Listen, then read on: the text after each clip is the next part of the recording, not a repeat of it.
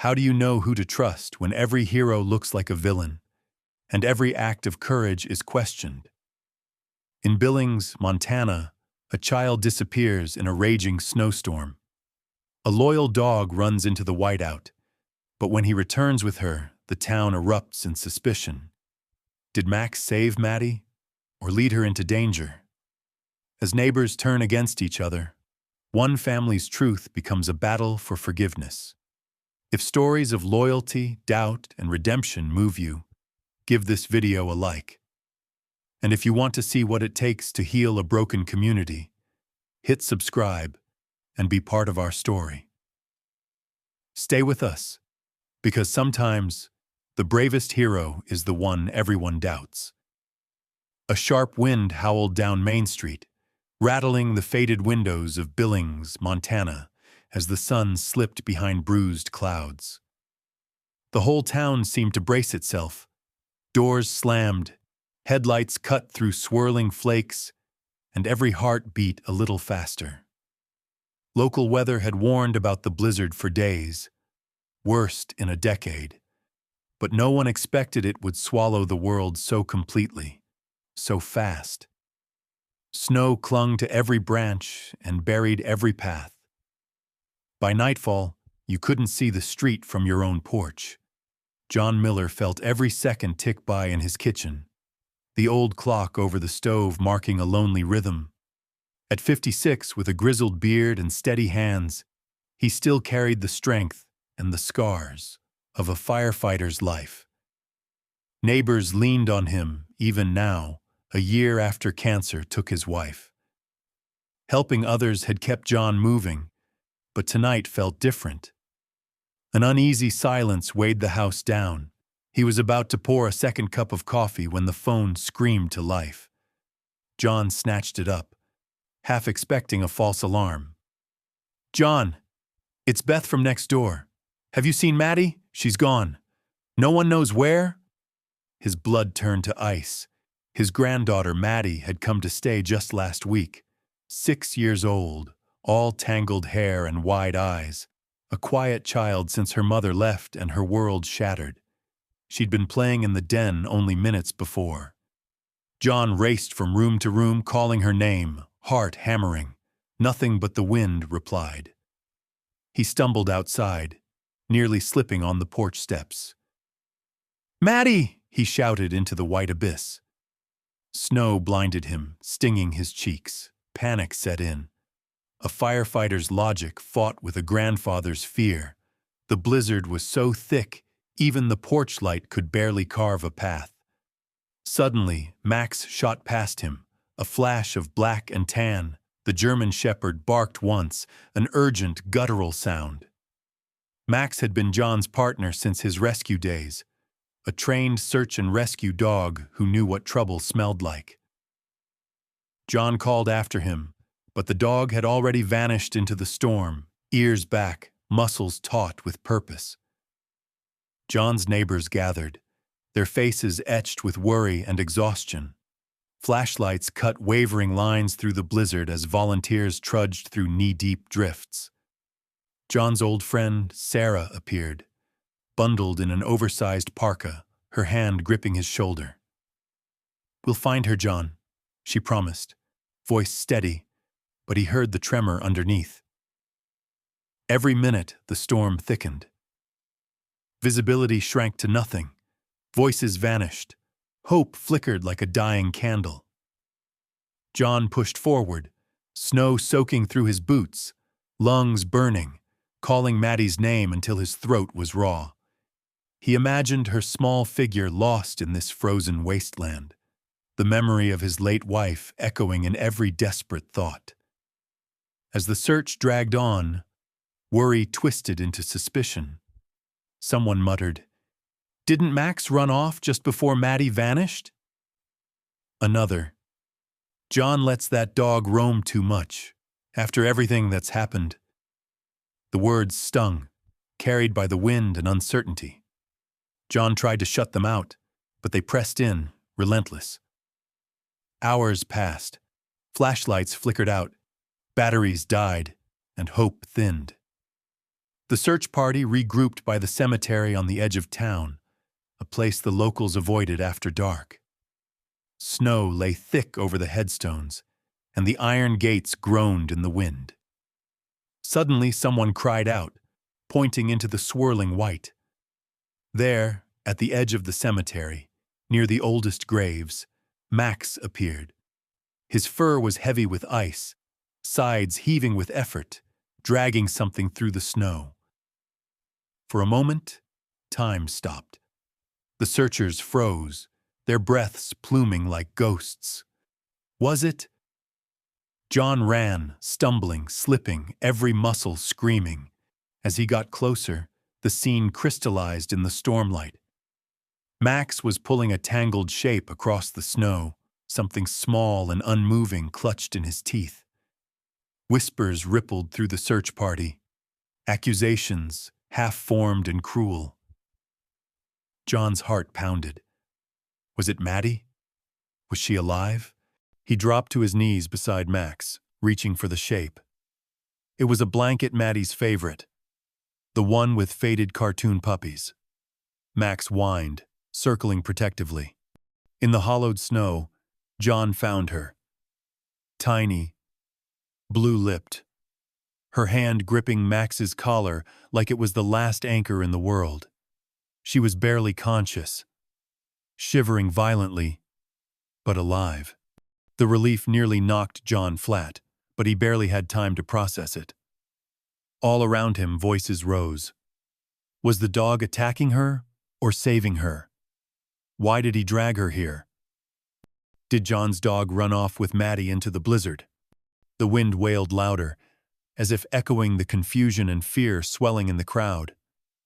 As John wrapped Maddie in his coat, Max pressed close, refusing to let her go. Searchlights flickered over the cemetery gates, painting long shadows. But before anyone could make sense of it, an ambulance wailed in the distance. John's arms tightened around Maddie. He looked up, meeting Max's dark eyes, full of exhaustion and loyalty. Somewhere behind him, a voice whispered, "We should call animal control. That dog might be dangerous." In the cold, swirling night, the line between villain and hero blurred to nothing. And as the blizzard raged on, Billings, Montana, would not sleep. Not tonight. The lights of the hospital glowed soft and yellow against the storm, cutting a fragile path through the darkness as the ambulance slid into the parking lot. John followed on shaky legs, clutching Maddie's icy hand in his, while Max, dripping, shivering, but stubborn, was dragged behind on a makeshift leash. Nurses swarmed Maddie, gently pulling her away as John stumbled through a flurry of questions. The warmth of the hospital stung his cheeks. "Sir, step back. Are you her guardian? How long was she outside?" Maddie's lips barely moved. Her eyes stayed glued to Max until the doors separated them. Max tried to lunge after her, but a security guard blocked him. John's heart twisted. Maddie's hand had been locked around Max's collar, her only tether to life out in the blizzard. But now, they were forced apart, each lost in their own way. Outside, word spread like wildfire. The search party still huddled, and Shivering God watched as John and Max carried Maddie from the snow. But as relief settled, unease grew. By morning, Billings was buzzing.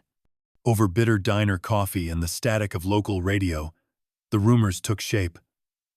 That dog ran off with her. He dragged her into the storm. John Miller's lost it since his wife died. Shouldn't be raising a kid or keeping a dog like that. Animal control arrived before sunrise, led by a grim-faced officer named Mr. Evans.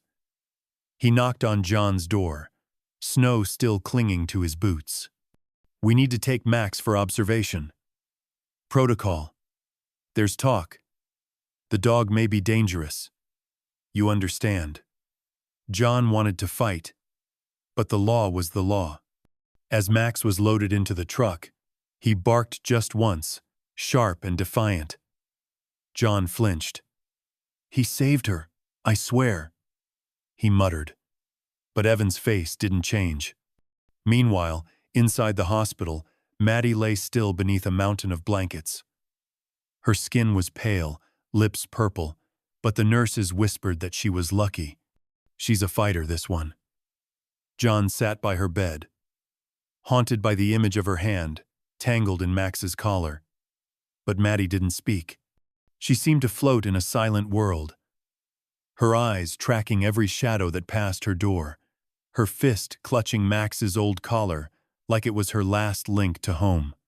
News trucks showed up by mid-morning. Billings rarely had drama worth broadcasting, and the story of the missing girl and the dangerous dog was juicy enough to lead. Outside the hospital, a small crowd gathered, trading theories and watching every move John made. Inside, social workers interviewed him for hours. How did Maddie get out? Why was the dog loose?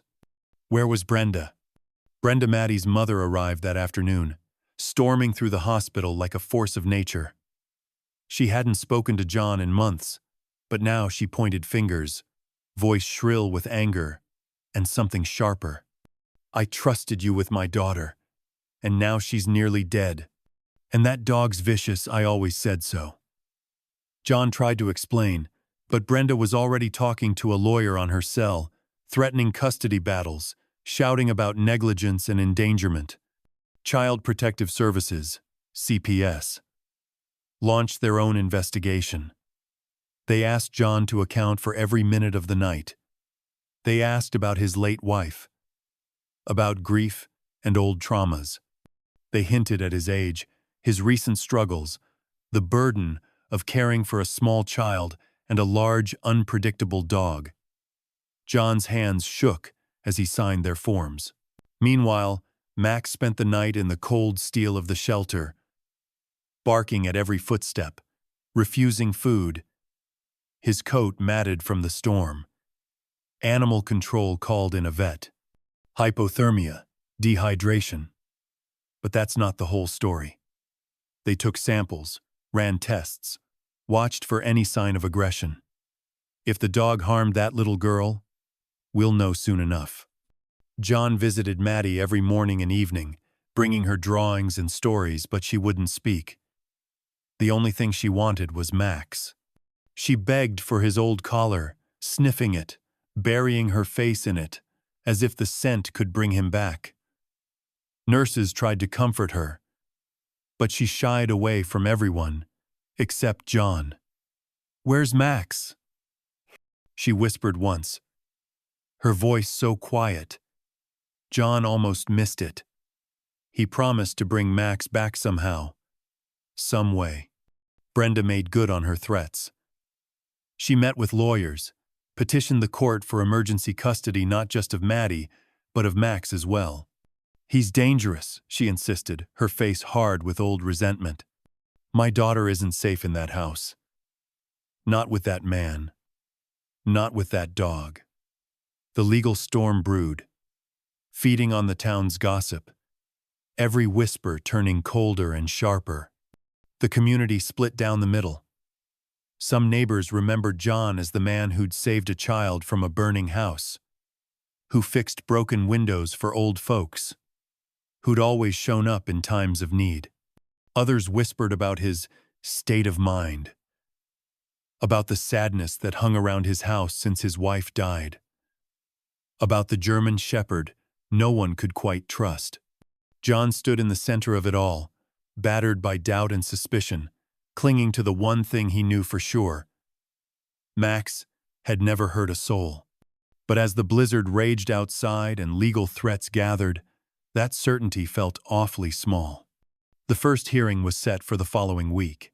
CPS would testify, Animal Control would provide their report, and Brenda's lawyer promised explosive revelations.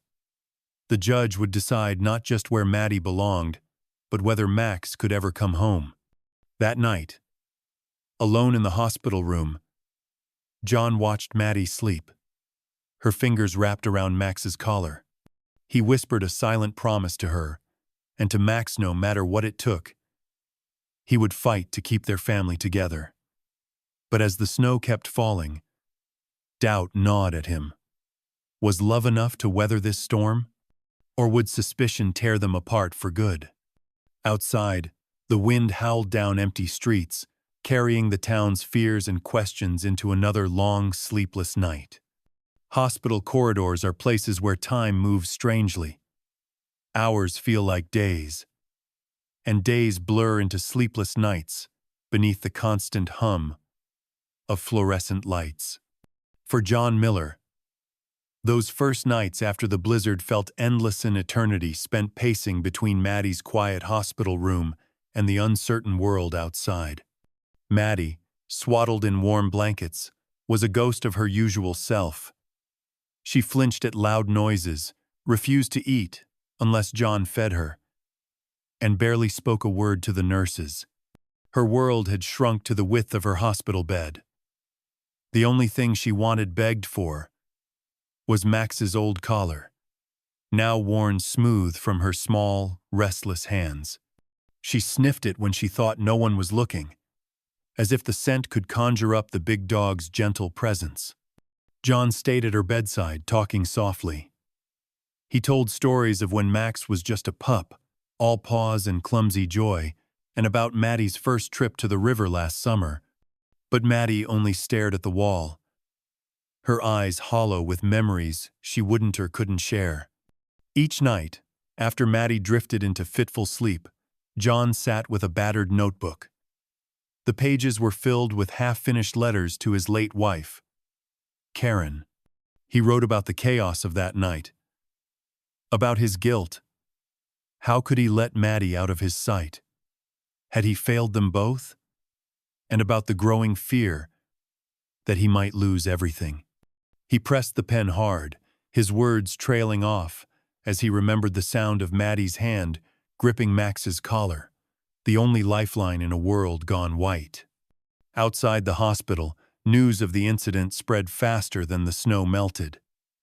Some folks in Billings rallied to John's defense, insisting he was a hero, and that Max had saved Maddie's life.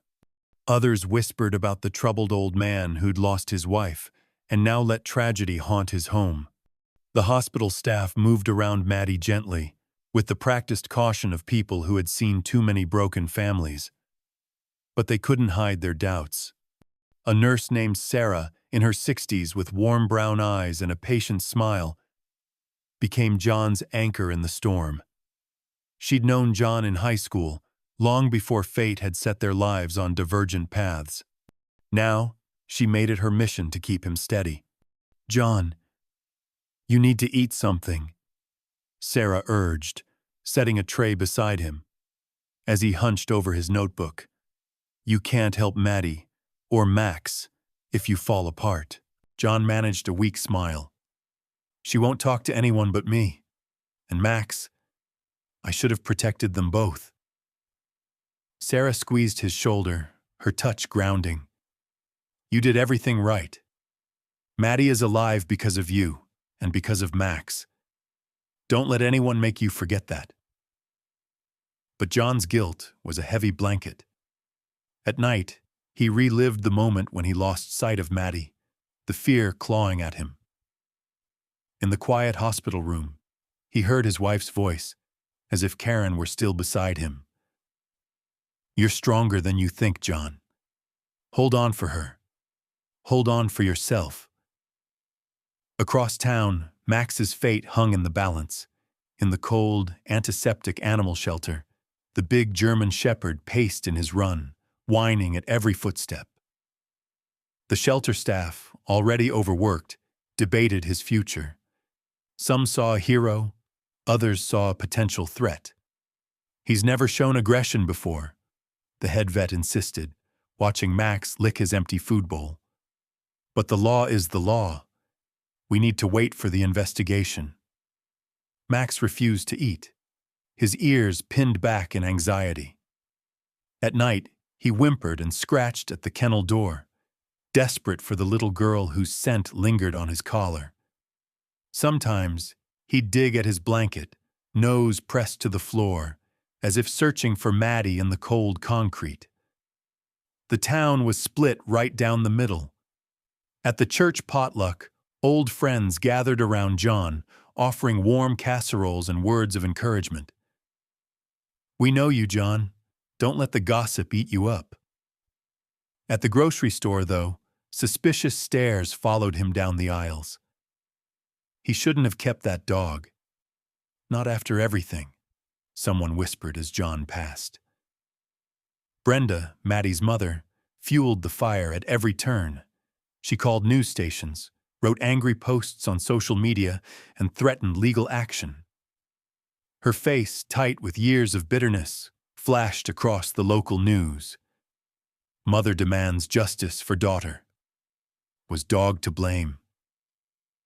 The reporters lapped it up, broadcasting Brenda's accusations and photos of Max with bared teeth. Taken, John realized bitterly, while the dog was barking at animal control. One afternoon, Sarah found John sitting by Maddie's bed, eyes bloodshot with exhaustion. She sat down, her voice gentle. "You can't let them win, John. Fight for Maddie, fight for Max. They're your family." John nodded, fighting tears. "What if I can't? What if I lose them both?" "Then you fight anyway. You're not alone in this. You have more people on your side than you know." John tried to believe her. That night, Maddie stirred in her sleep, clutching Max's collar. In a hoarse whisper, she finally said, "Max. Max saved me." It was barely a sound, but to John it was everything. As dawn painted the hospital walls pale pink, John made a promise. To Maddie, to Max, and to the memory of his wife. No matter how fierce the storm of rumors, no matter what the courts decided, he would not give up. The world could doubt him, but his heart was sure. Max was not just a dog, he was family. The battle had only begun. The world outside thawed slowly as the blizzard's grip loosened. Main Street in Billings was still caked in gray snowdrifts and lined with salt stains, but now sunlight glinted through the haze, making the town look almost hopeful. For John Miller, though, life was more fragile than ever, a tightrope stretched between hope and despair. At the shelter on the outskirts of town, Max's condition deteriorated. The big German shepherd shivered even as the staff draped blankets over him, his eyes cloudy with confusion and fear. The vet diagnosed pneumonia brought on by hours in the cold and stress from separation. He needs rest, warmth, and, if I'm honest, a miracle, she told the animal control officer. Max whimpered in his sleep, dreaming of snowy fields and the little girl whose scent lingered on his fur. The staff tried to offer treats, but Max barely touched them, his spirit ebbing with each passing hour. Back at the hospital, Maddie's recovery was just as tenuous. She drifted between wakefulness and uneasy dreams, her mind replaying the terror of the storm and the comfort of Max's body against hers. Nurses would find her murmuring his name in her sleep, tears soaking the pillow. The only thing that settled her was clutching Max's old collar, her fingers tracing the scratches and chew marks as if mapping a secret world. John fought exhaustion, splitting his days between Maddie's bedside and frantic phone calls to lawyers, animal control, and anyone who would listen. Each time he saw Max's empty collar or Maddie's haunted eyes, guilt stabbed him afresh. At church, friends offered casseroles and whispered prayers, but outside, tension simmered. The gossip was relentless. John overheard a woman at the hardware store hiss, "He shouldn't have kept that dog, not after what happened." A cashier refused to meet his eyes. Even the mailman delivered letters in silence, his jaw set hard. But there was light, too. Sarah, steadfast as ever, stepped up. She organized a small gathering at the church basement, inviting friends and neighbors who remembered John's years of service.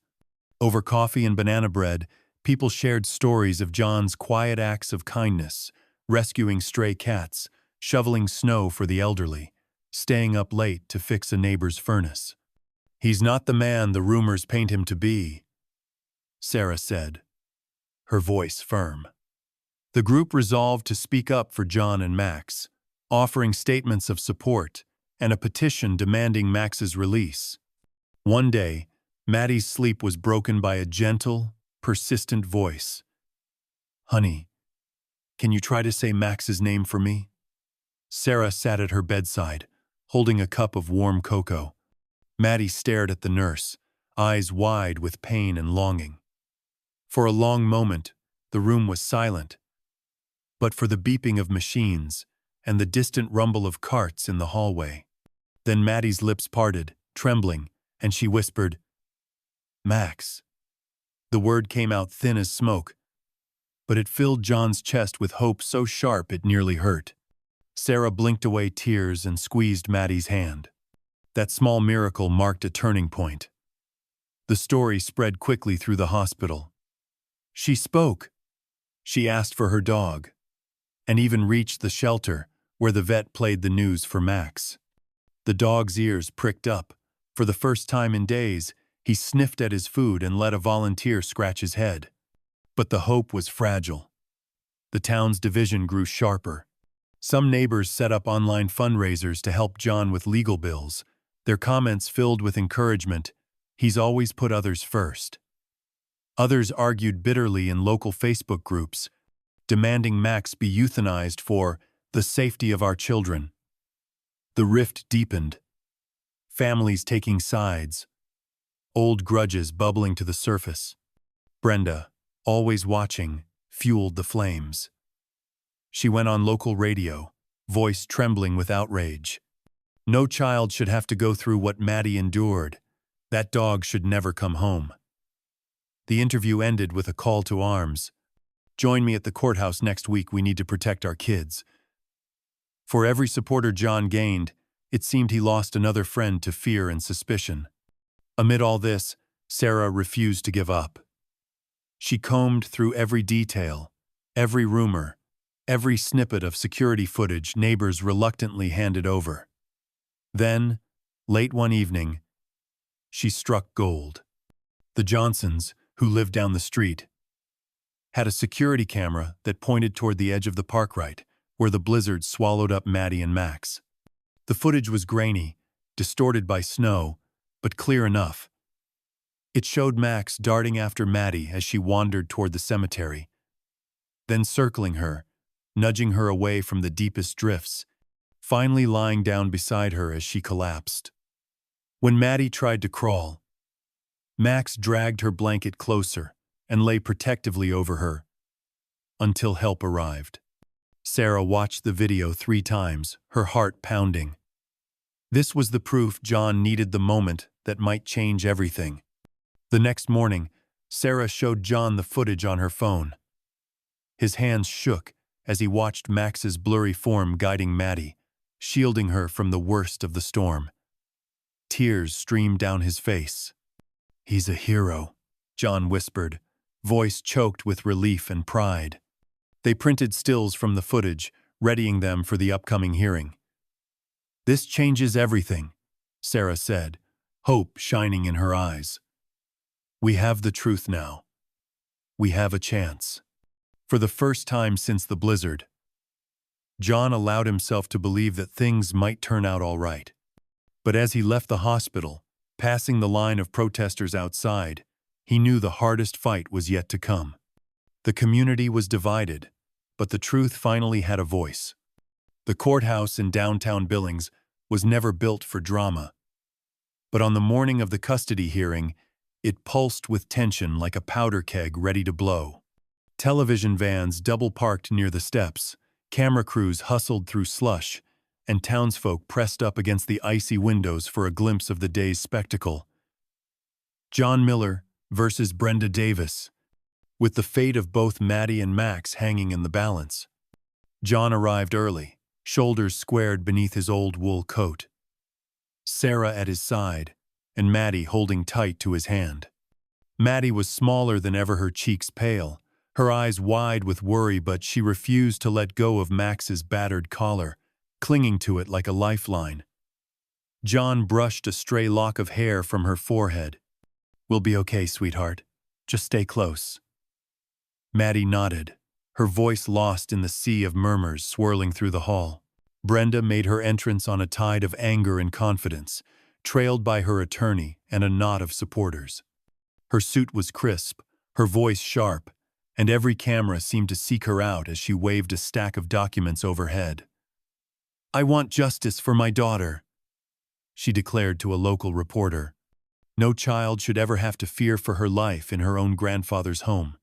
Inside, the courtroom overflowed. Old friends of John's packed the pews, faces lined with concern, while Brenda's allies, neighbors, some stranger sat stiff-backed, arms folded, casting icy glances across the aisle. Even the judge, a stoic woman with silver hair and sharp eyes, seemed wary of the emotional minefield before her. The hearing opened with statements from Child Protective Services and Animal Control. The CPS caseworker outlined the events of the blizzard night, Maddie's hypothermia, John's difficult history after his wife's death, and the rumors that followed.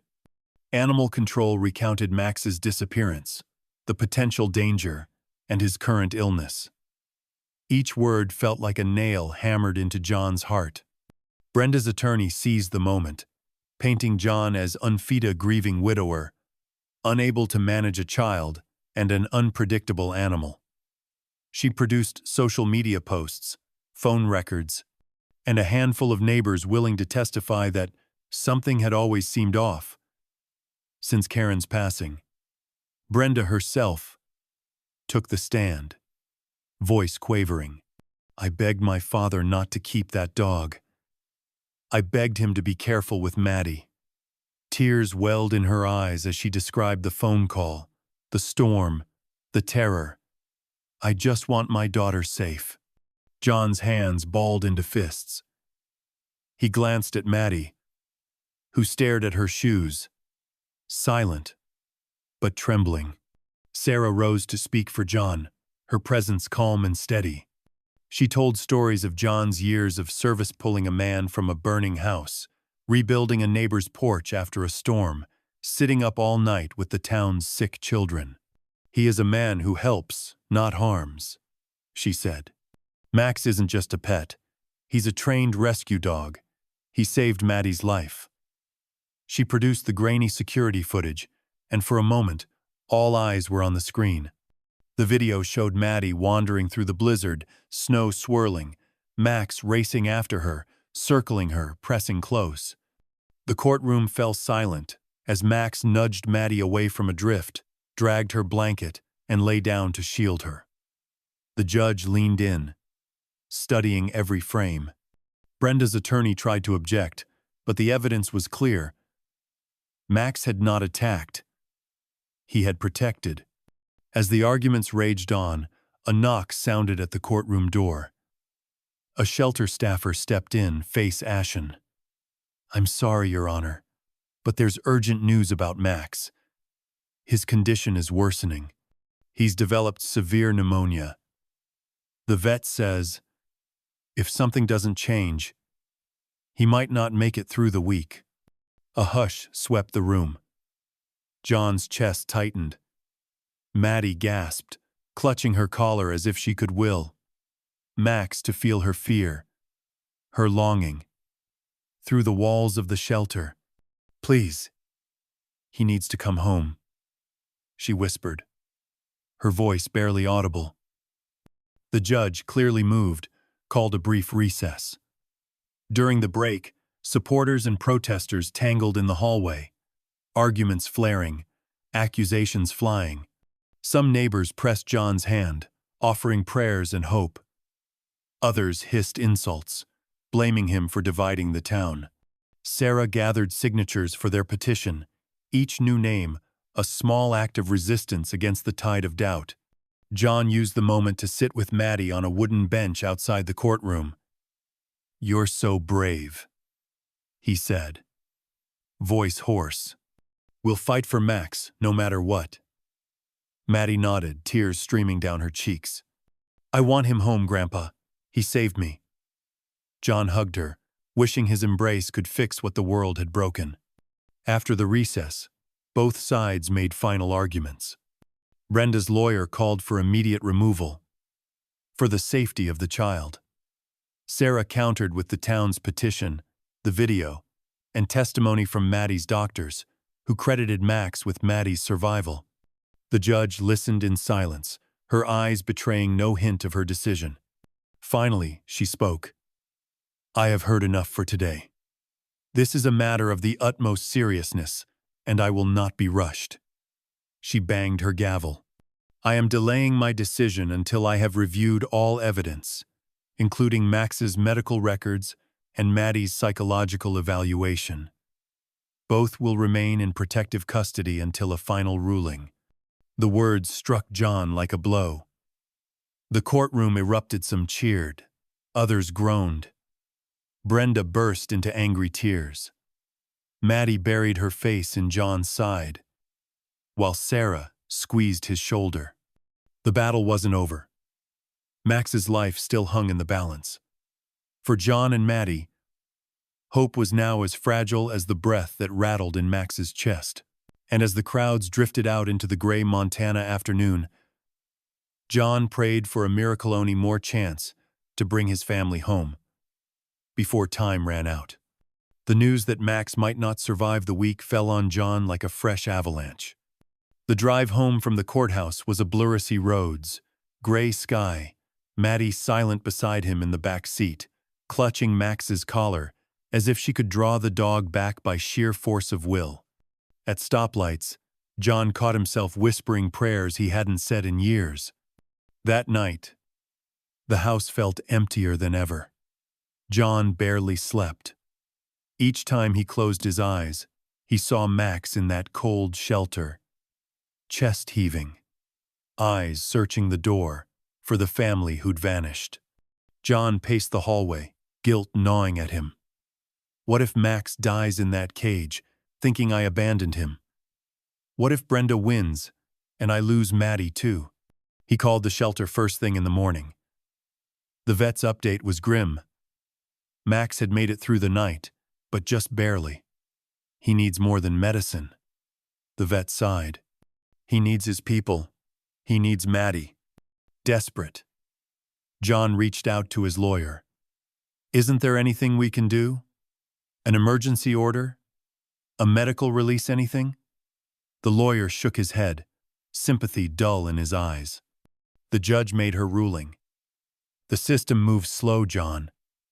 Sometimes too slow.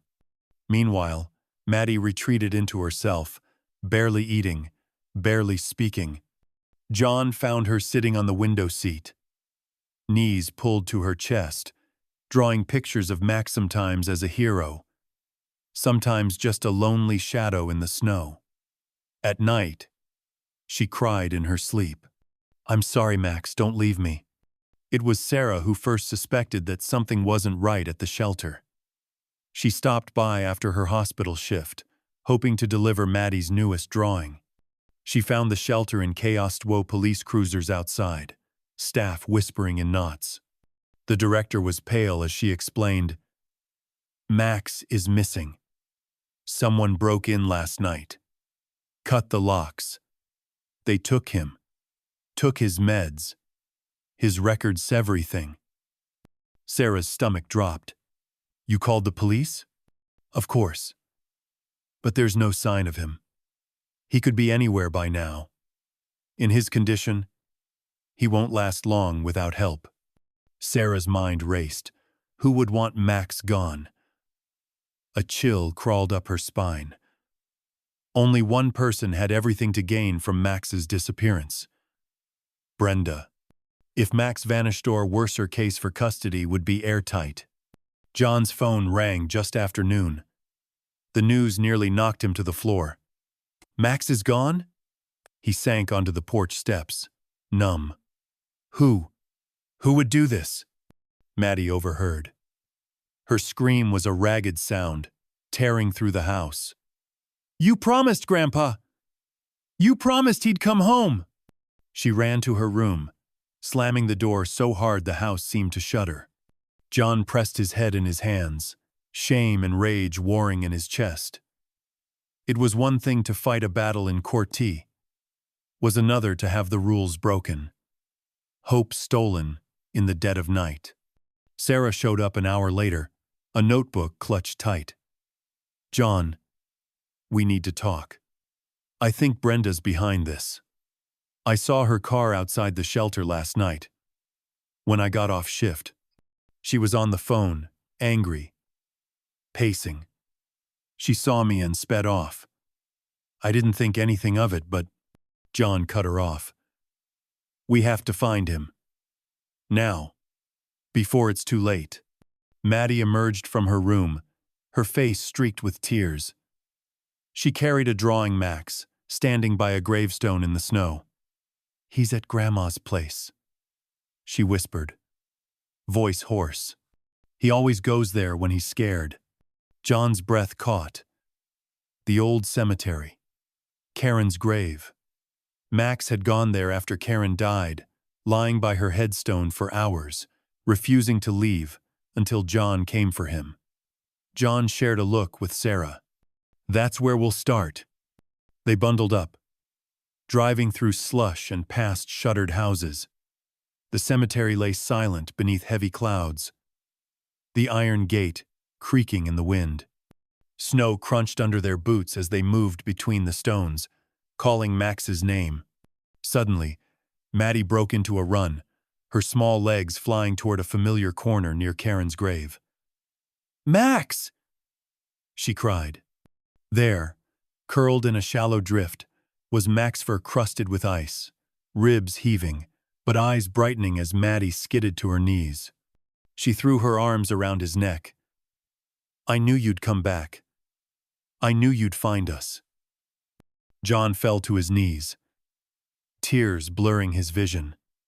He stroked Max's side, feeling the rough rasp of his breathing, the slow thump of his heart. "Hang on, boy. We're here. We're all here." Sarah snapped into action, checking Max's gums, his paws. "He's in bad shape, John. We need to get him warm. Now." With shaking hands, John scooped Max into his arms. The dog was heavy, but love and adrenaline made John strong. They rushed him to Sarah's car, cranking the heat and racing back to the vet's office. Maddie never let go of Max's paw the entire drive, whispering promises and apologies. At the clinic, the vet moved fast. Warm IV fluids, oxygen, gentle hands working with desperate urgency. Maddie stood vigil by Max's side, refusing to eat, sleep, or leave.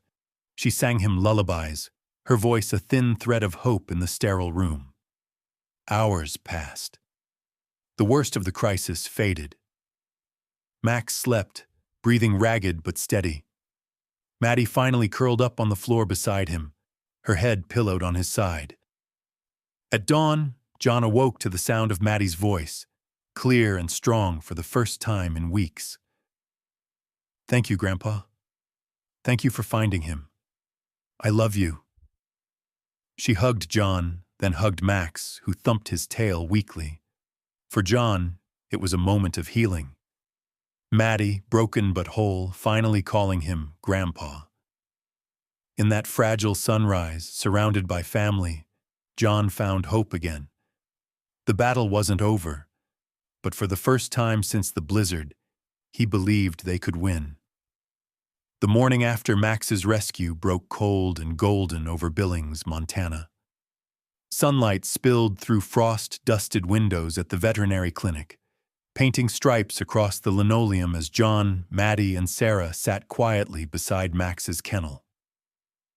Max was weak, an IV threaded into his foreleg and a blanket wrapped around his shivering body, but he was alive. Maddie's small hand rested on his back, and every so often his tail thumped, a soft, persistent drumbeat of hope. The staff treated Max like royalty. Nurses brought him water, the vet made extra rounds, and even the receptionist, usually stone-faced, offered Maddie lollipops and hot chocolate. The news that he'd survived his ordeal spread fast, igniting a new wave of debate in town. Was he truly a hero, or just lucky? And how did he escape the shelter? Whispers spiraled in every diner and hardware store. The town, already split, buzzed with tension. But beneath the chaos, Sarah's suspicions turned to certainty. She'd seen Brenda's car at the shelter the night Max was taken. With Sarah's account, the shelter's grainy security footage, and a new police investigation, the pieces snapped into place. On the grainy recording, Brenda appeared in a hooded coat, glancing over her shoulder as she led Max, coughing and limping, out the back door. Her movements were nervous, hurried, anything but innocent. Sarah took this evidence to the authorities and to John's lawyer, who wasted no time bringing it to the judge's attention. Soon, rumors of Brenda's actions eclipsed everything else. The concerned mother narrative crumbled as the truth emerged. She had risked Max's life, and by extension Maddie's well-being, in her desperate bid for custody. The next court hearing was packed. News crews jostled for position. Townsfolk queued around the block. Some came to support John, others to jeer Brenda, but all wanted to see the spectacle that had gripped Billings for weeks. John arrived at the courthouse with Maddie and Sarah by his side. Maddie wore her best dress, blue with white daisies, picked out by Sarah, and clutched Max's collar in her fist. John's suit felt tight, but his resolve was stronger than ever. The town might be divided, but he'd fought too long to let fear win. Brenda arrived alone, eyes darting, her confidence gone. When the judge called her forward, Brenda tried to explain. Her voice trembled as she claimed she only wanted to protect Maddie, that Max was a danger, that the system had failed her. But the evidence spoke louder. The judge watched the security footage, listened to Sarah's testimony, and then called John to the stand. John spoke simply. He talked about Maddie's trauma, Max's training, and the bond they shared. He told the court about the night of the blizzard, about Maddie's muteness and the way Max had brought her back from the edge. His voice broke when he described finding Max at Karen's grave, barely alive, Maddie clinging to him as if holding on to hope itself. Then Maddie asked to speak. The judge hesitated, but John nodded encouragement, and Sarah held Maddie's hand as she walked to the front of the courtroom. She spoke softly, but every word was a lifeline. Max saved me. I was so cold. He found me. He kept me warm. He didn't hurt me. He's my best friend. The courtroom was silent, the words ringing louder than any accusation. Even the judge's eyes softened. "Thank you, Maddie," she said. "You're very brave." As testimony concluded, it was clear that the tide had turned. Brenda's actions were condemned. The judge scolded her for endangering both Maddie and Max. The town's attitude shifted overnight. Where there had been suspicion, now there was admiration and a sense of collective relief. After a brief recess, the judge made her ruling. John would retain full custody of Maddie, and Max would be released from the shelter, officially cleared of any wrongdoing. The courtroom erupted in applause, friends and strangers alike reaching out to John, offering handshakes, hugs, and tearful congratulations. Brenda, defeated, left without another word. Outside the courthouse, reporters clamored for a statement. John wrapped an arm around Maddie and simply said, "I'm grateful. Max is a hero, and Maddie is the bravest person I know. We're just thankful to be together." The days that followed were filled with healing. Max's recovery was slow but steady. He slept in a sunbeam by Maddie's bed, watched over by John and Sarah, who visited daily with treats and laughter. Maddie returned to school, shy at first, but classmates, many of whom had followed her story, welcomed her with open arms. The girl who had barely spoken for weeks now read aloud in class, sometimes with Max sitting patiently at her feet. John felt something lift inside him. The hole Karen's passing had left was still there, but it was no longer empty. He found himself journaling again, not just letters to Karen, but plans for the future. Inspired by Max's heroism and the support from those who believed in him, John announced at church one Sunday his plan to create a support center, Max's Refuge, where children and rescue animals could heal together, just as Maddie and Max had. The town, once fractured, began to unite around the idea.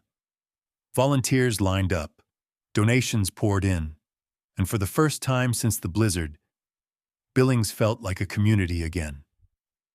Hope, it turned out, was contagious. And it all started with a little girl, her dog, and the courage to tell the truth. Spring melted the snow from Billings's tired streets, leaving muddy lawns and a sense of renewal that the town hadn't felt in months. The headlines about scandal and accusation faded. In their place, new ones bloomed. Community rallies behind Max's Refuge, a place for healing. John, for the first time in what felt like years, woke to possibility instead of dread. He busied himself with blueprints and fundraising calls, turning the small lot behind the church into a construction site. With Sarah's help, he wrangled volunteers, old friends, new supporters, even a few former skeptics drawn in by Maddie's story and Max's courage. Each Saturday, neighbors arrived with tools, casseroles, and a determination to turn hope into something tangible. Maddie was everywhere, darting between piles of donated bricks, painting signs with careful, colorful letters, or sneaking Max a bite of sandwich under the shade of an old elm tree. Max, though still thin and stiff from his ordeal, followed her everywhere, tail wagging, as if he knew this place was as much his as hers. The building of Max's Refuge became the heartbeat of the town. Even the local high school chipped in, students organizing bake sales and car washes, the football team offering their muscle to pour concrete and raise walls. John was constantly surprised by who showed up, an old rival from his firehouse days, a shy young mother he'd once rescued from a fender bender, the town librarian who'd watched from the sidelines for weeks and finally brought boxes of children's books. Sometimes even Brenda appeared at the edge of the crowd, watching silently, arms folded, before slipping away as if she didn't quite belong in this new chapter. Sarah managed the logistics with military precision. She arranged therapy dogs, coordinated with social workers, and wrangled donations of bedding, toys, and snacks. She caught John staring at the half-built center one evening and nudged him. "You did this, you know?" John shook his head, smiling softly. "We did this. All of us." By June, the doors to Max's Refuge finally opened. The building wasn't fancy, just bright rooms painted in cheerful colors, a play yard out back, and a wing of kennels where rescue dogs waited for new homes. The scent of fresh paint mixed with cut grass and the hopeful sound of children's laughter. The first day, a dozen kids, some shy, some boisterous, arrived with their parents in tow, their nervousness melting away at the sight of wagging tails and welcoming faces. Maddie was both host and ambassador, showing new arrivals how to gently pet the dogs, where to find books and art supplies, and how to fill Max's water bowl just so. She'd grown in subtle but unmistakable ways, her smile easier, her posture straighter, her voice, once a whisper, now clear and strong. When a little boy with a haunted look balked at the door, Maddie knelt beside him, offered her hand, and said, "It's okay. I was scared too. Max helped me, and I can help you." The boy nodded and let her lead him inside, Max following at their heels. John watched it all with a deep, aching pride. He found purpose again in teaching dog handling classes, organizing community support groups for parents and caregivers, and just sitting on the porch swing outside the center, listening to the distant sounds of play. The loneliness that once gnawed at him was replaced by a sense of belonging he hadn't felt since before Karen's illness. Sarah became the backbone of the center, quick to laugh and quicker to act. She coaxed stubborn city officials into approving their playground, kept volunteers on schedule, and offered a sympathetic ear to every struggling parent. Sometimes, in the quiet after a long day, she and John shared stories over cups of coffee, remembering those first dark nights after the blizzard and marveling at how far they'd come. Max, for his part, became a legend, a gentle giant who greeted every visitor with a wag and a nuzzle. His fur grew glossy again, his limp faded, and though he moved slower on cold mornings, he never failed to comfort a crying child or curl up next to the anxious and lost. The center's unofficial motto became, "Everyone needs a Max," and soon people from neighboring towns came to see for themselves what hope could build. Summer arrived in full force. Wildflowers sprang up in the yard.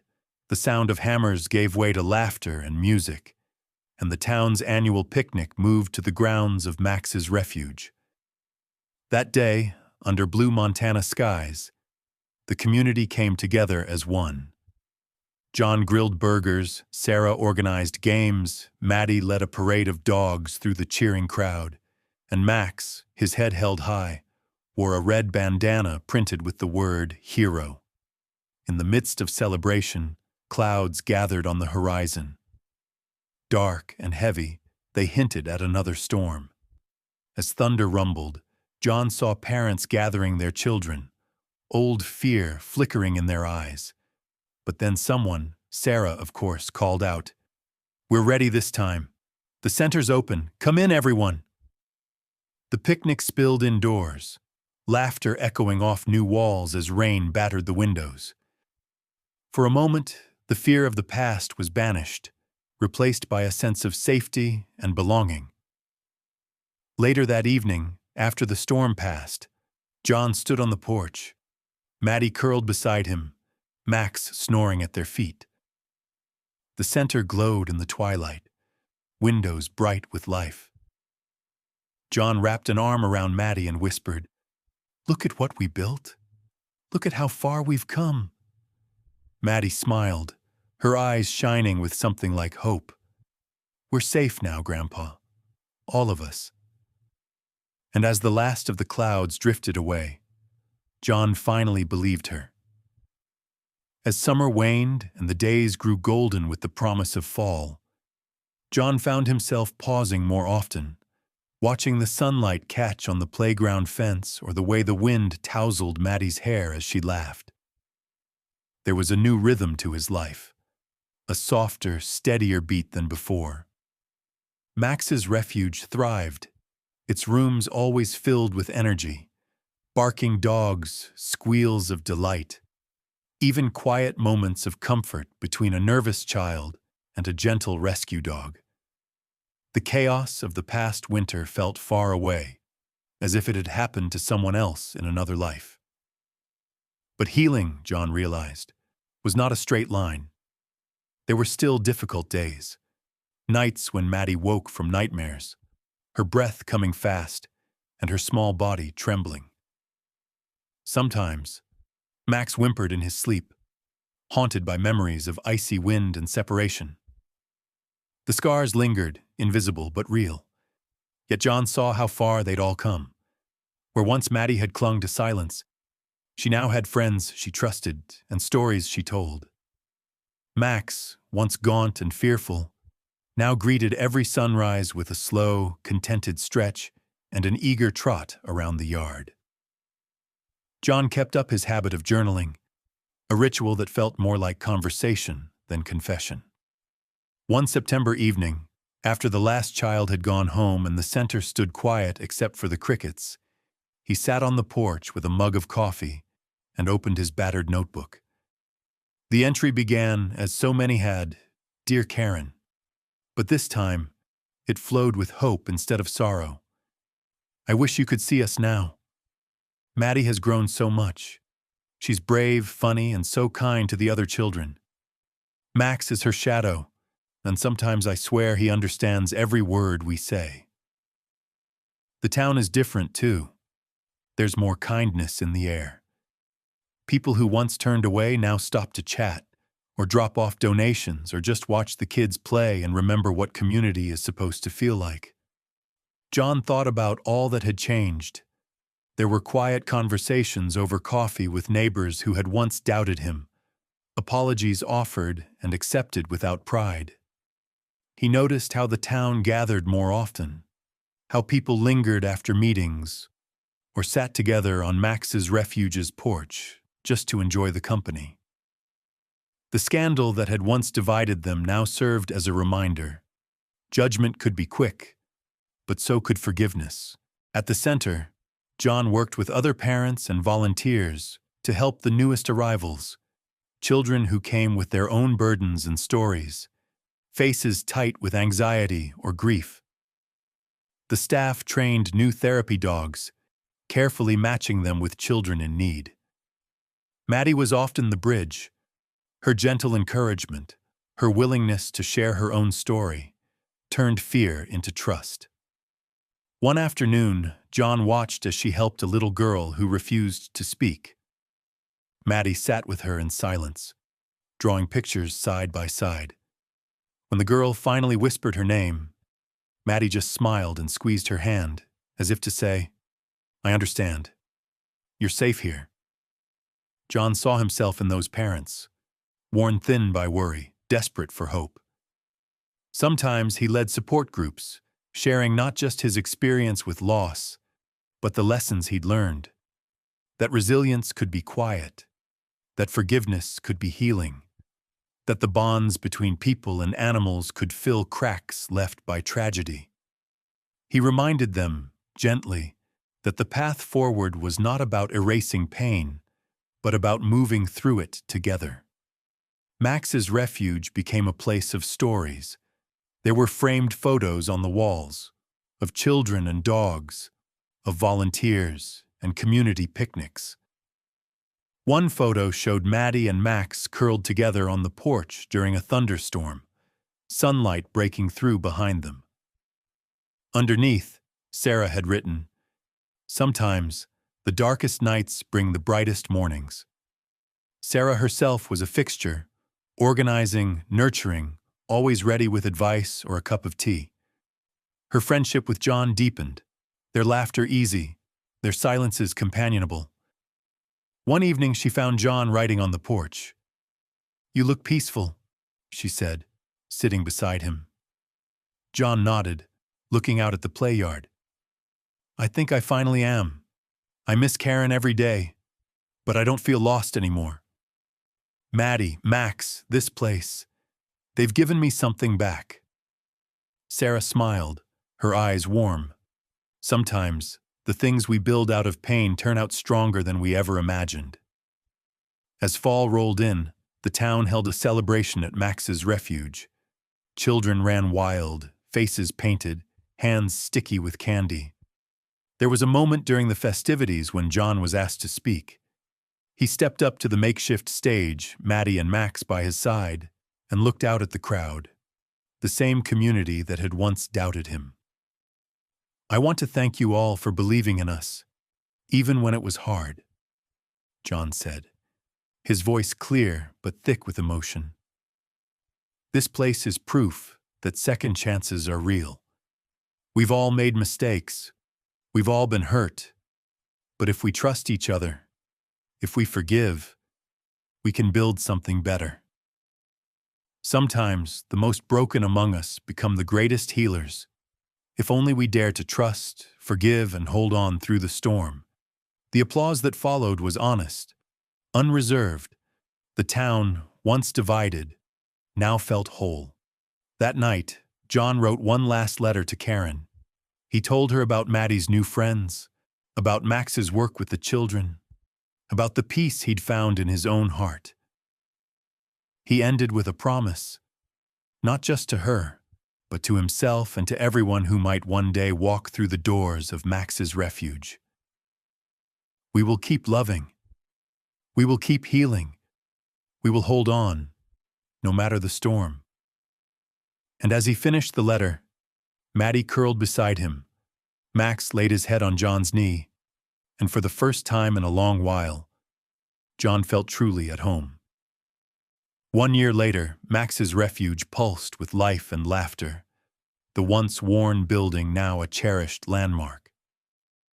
A new Montana spring had washed away the last of winter's scars, and wildflowers painted the play yard in bursts of purple, gold, and blue. On the porch, Max dozed in the shade, his muzzle now grayer, but his eyes bright as ever. The children called him Professor Max, and he took the title seriously, offering patient nuzzles and listening to whispered secrets no grown-up would ever hear. Inside, Maddie helped a new girl settle in, a red-haired 7-year-old with skinned knees and the wary look of someone used to disappointment. "It's okay," Maddie said, kneeling to her level. "You're safe here. Max is really good at hugs if you need one." The girl hesitated, then nodded. Max shuffled over and pressed his nose into her palm, and for the first time since she'd arrived, the new girl smiled. Maddie grinned back, her own scars invisible but never forgotten. John watched from the kitchen window as the moment unfolded. He had come to cherish these small miracles.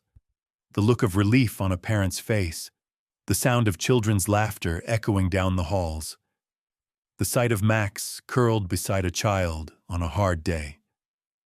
He'd traded the grief that once weighed down every morning for gratitude and purpose. As he stirred a pot of chili for the evening's support group, he listened to the chatter drifting in from the play yard. Stories of loss and hope, anxiety and bravery. Every voice mattered now. That evening, families from all over Billings gathered at Max's refuge for the first anniversary celebration. The center sparkled with paper lanterns and hand-drawn banners. "Thank you, Max," and "Hope lives here," each one a testament to the hundreds of lives touched since those dark days. Sarah bustled from table to table, making sure every parent had a cup of lemonade, every dog had a treat. The sound of live music and the scent of barbecue filled the air. The mayor arrived, shook John's hand, and gave a short speech about resilience and unity. He announced a new annual tradition, Max's Day, honoring service animals and their role in healing the community. There would be a parade, dog agility courses, and a storytelling contest for the kids. John blinked back tears as he accepted a plaque for outstanding community service, knowing it belonged as much to Maddie and Max as to himself.